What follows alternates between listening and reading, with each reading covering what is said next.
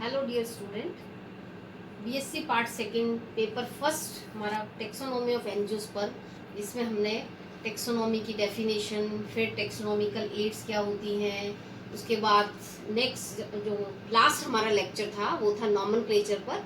Nomenclature के बारे में आपको बताया था, साइंटिफिक नेमिंग देना किसी भी प्लांट को वो नॉमेनक्लेचर कहलाता है। नॉमेनक्लेचर की आवश्यकता क्यों पड़ी इसके बारे में बताया था। टाइप ऑफ नॉमेनक्लेचर, जिसमें 3 टाइप्स के नॉमेनक्लेचर दिए गए हैं, बाइनोमियल नॉमेनक्लेचर, ट्राइनोमियल नॉमेनक्लेचर और पॉलिनोमियल नॉमेनक्लेचर। जिसमें जो सबसे कॉमन नॉमेनक्लेचर है जो प्रेजेंटली हम फॉलो करते हैं वो है बाइनोमियल नॉमेनक्लेचर, और सबसे प्रिमिटिव टाइप का नॉमेनक्लेचर है वो है पॉलिनोमियल नॉमेनक्लेचर। और उसमें ये भी बताया था कि binomial nomenclature was given by Carolus Linnaeus, जो कि फादर ऑफ टेक्सोनॉमी के नाम से हम जानते हैं, जिनको हम फादर ऑफ सिस्टमैटिक भी कहते हैं। पॉलिनोमियल नॉमेनक्लेचर क्योंकि जिसमें बहुत सारे वर्ड्स काम में लिए जाते हैं जिनको याद करना बहुत ज्यादा डिफिकल्ट होता है, तो इसीलिए नॉर्मली हम आज प्रेजेंटली बाइनोमियल नॉमेनक्लेचर को फॉलो करते हैं। इसके बाद हमारा आज का टॉपिक है क्लासिफिकेशन ऑफ प्लांट्स। क्लासिफिकेशन का मतलब है प्लांट्स को अरेंज करना इन डिफरेंट ग्रुप्स के अंदर। कैसे अरेंज करेंगे? On the basis of various characters, और ये कैरेक्टर्स हो सकते हैं मॉर्फोलॉजिकल कैरेक्टर्स हो सकते हैं, एनाटॉमिकल कैरेक्टर्स हो सकते हैं, फिजियोलॉजिकल कैरेक्टर्स हो सकते हैं, साइटोलॉजिकल, जेनेटिकल एक्सेट्रा।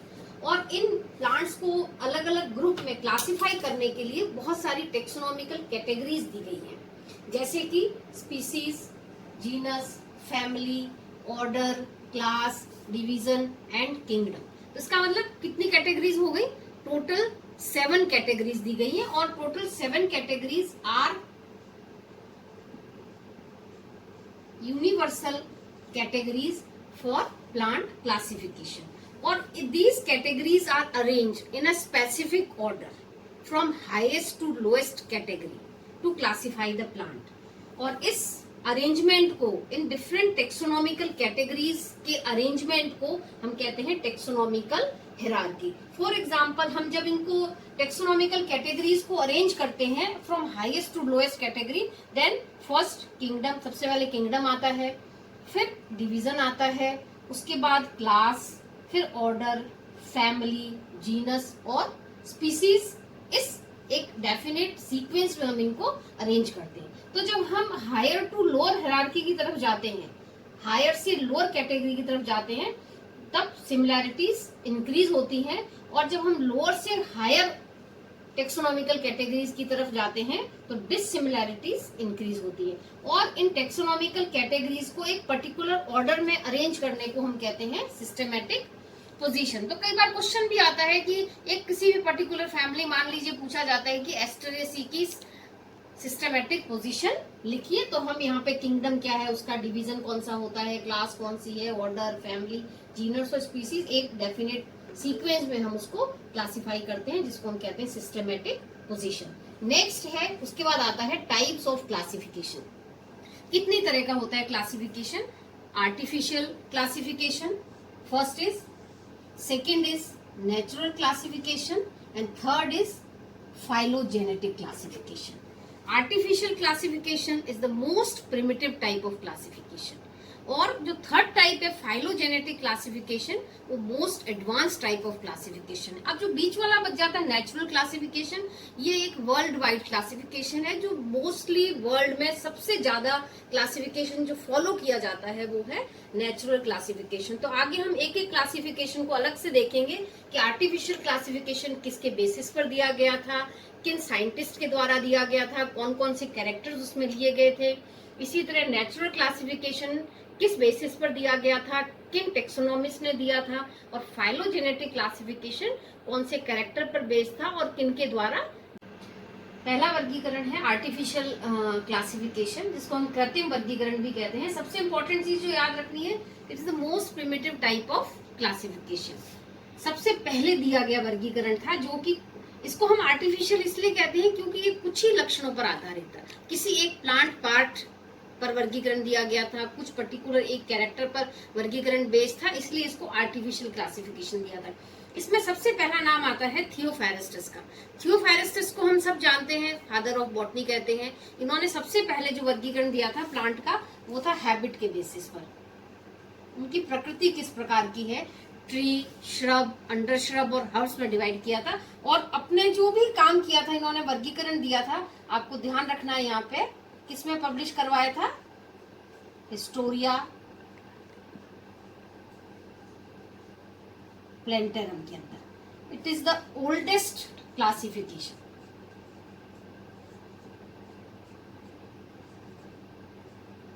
इसी से हमें याद रह जाएगा हिस्टोरिया प्लेंटेरम, याद रखना है अपने को। दूसरा नाम आता है एंड्रिया सीजलपिनियो, इन्होंने पहले भी बताया था, एंड्रिया सीजलपिनियो, जिन्होंने प्लांट का वर्गीकरण दिया था और डी प्लांटीज नामक बुक में पब्लिश करवाया था। और इनके ऑनर में, जैसे नाम में सीजलपिनिया, एक पूरे वंश का नाम दिया गया है, सीजलपिनिया कुलचिरीमा। इसके बाद गैस्पर्ड बोहिन, इनका नाम भी काफी सुना हुआ है। गैस्पर्ड बोहिन को हम क्यों जानते हैं? क्योंकि इन्होंने द्विनाम पद्धति, बाइनोमियल नोमेनक्लेचर को प्रस्तावित किया था और बाद में इसको साइंटिफिक रूप देने का श्रेय जाता था कैरोलस लीनियस को। तो गैस्पर्ड बोहिन ने भी जो वर्गीकरण दिया था वो आर्टिफिशियल क्लासिफिकेशन के अंदर आता है और इन्होंने अपनी बुक पिनेक्स थिएट्राई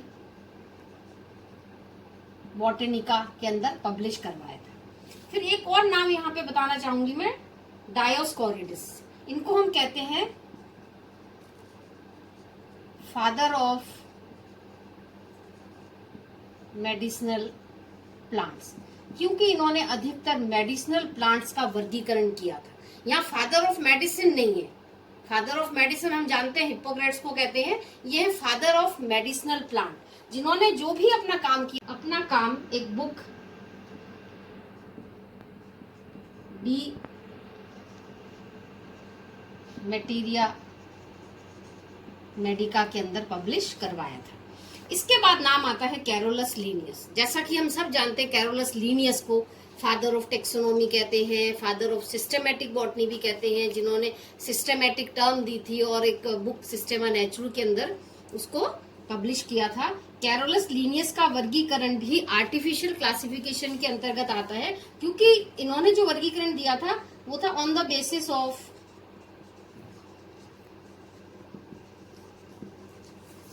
नंबर ऑफ स्टेमन्स के आधार पर वर्गीकरण दिया था। और पूरे वर्गीकरण में इन्होंने 24 क्लासेस दी थी। नंबर ऑफ स्टेमन्स के आधार पर एक स्टेमन, मोनोएंड्रस, डाईएंड्रस, ट्राईएंड्रस, टेट्राएंड्रस, पेंटाएंड्रस एंड सो ऑन, ऐसे करके इन्होंने 24 क्लासेस बना दी थी। इन्होंने जो वर्गीकरण क्योंकि एक सेक्स ऑर्गन के बेसिस पर दिया था, इसीलिए इस वर्गीकरण को सेक्सुअल सिस्टम ऑफ क्लासिफिकेशन भी कहते हैं, लैंगिक वर्गीकरण कहा जाता है।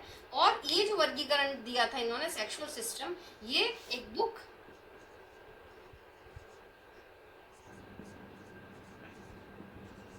स्पीसीज प्लेंटेरम के अंदर प्रकाशित करवाया था।